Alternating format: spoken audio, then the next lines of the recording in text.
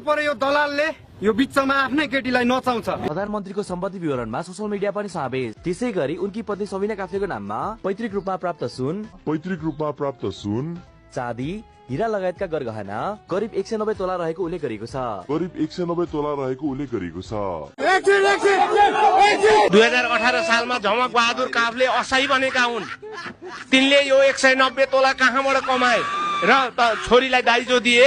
त्यो बिहे गर्दाखेरि 4 आनाको फुली लगाएर बालेनजीले आफ्नो घरमा भित्रिएको होइन भनेदेखि आज यो छोटो समयमा उहाँसँग कहाँबाट आयो?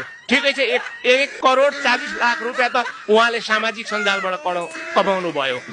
तर श्रीमतीको नाममा रहेको 189 तोला सुन कहाँबाट आयो? 3 वर्षसम्म तपाईँको तेलीसँग काफ्लेकी छोरी तेलीसँग गई, मधेसी तेलीसँग गई भनेर बोलचाल थिएन। पछि मेयर बनेपछि आएर आमाले टिको लगाइदिएको होइन।